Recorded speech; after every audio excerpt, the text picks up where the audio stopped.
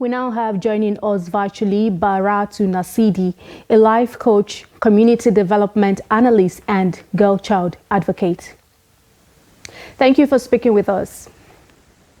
Hello, thank you very much.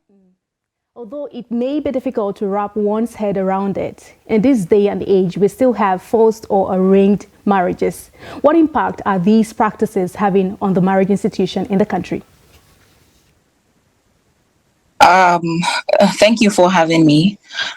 Forced marriages, I would say, I would like to first of all make a distinction that forced marriages are marriages that are done without the consent of either of the spouses, and arranged marriages are arranged by the parents, usually like the forced marriages.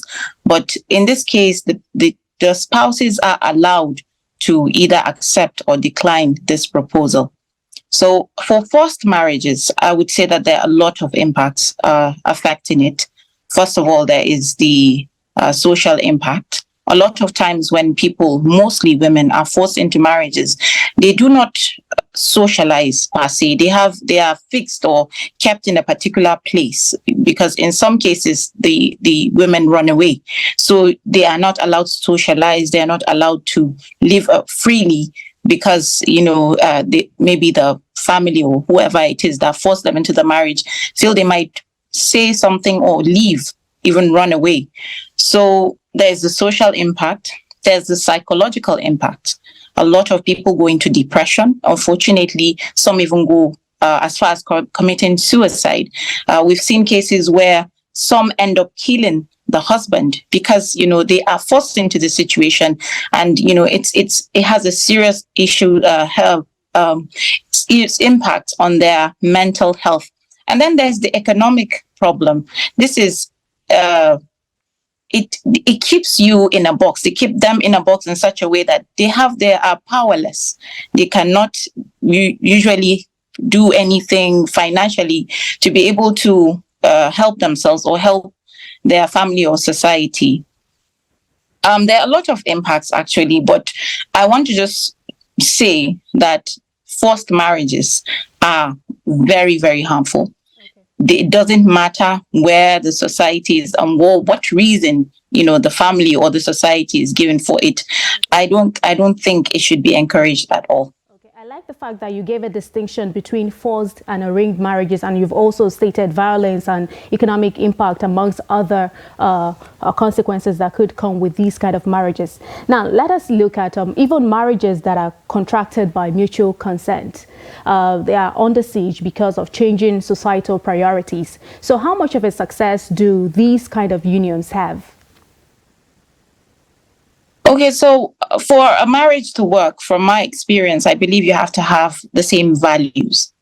Most of people do look at marriage from the love aspect, and they forget that for you to be compatible, you have to have the same interests, you have to have the same values, and you should have the same goals. So even if this marriage is a contract marriage or a love marriage, if you do not have the foundation for a marriage, when when you're looking at the spouse and you're not looking at these important things like values that you have, your priorities, and similarities, then there might be a problem in the future.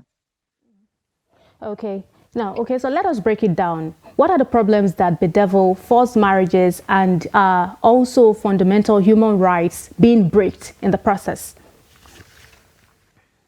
Okay, so talked about psychological issues. This is a very serious issue. A lot of mental health issues, reproductive issues, social issues.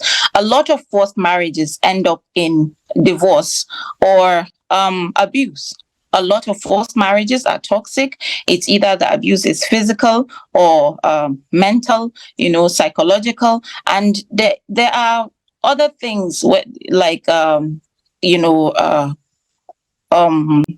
violation of personal freedom for that person and lack of consent. This is a serious issue, especially when it comes to human right, because freedom is everybody's fundamental right. So if you don't have freedom, you are not even treated as a human. You're not treated as an equal. Okay, so now, just very quickly, on the other hand, do arranged marriages stand a better chance of working because they are arrangements between families? Okay, so most of the times, arranged marriages, like forced marriages, comes from the family. It comes because you have something in common with a particular set of people that's from the parents.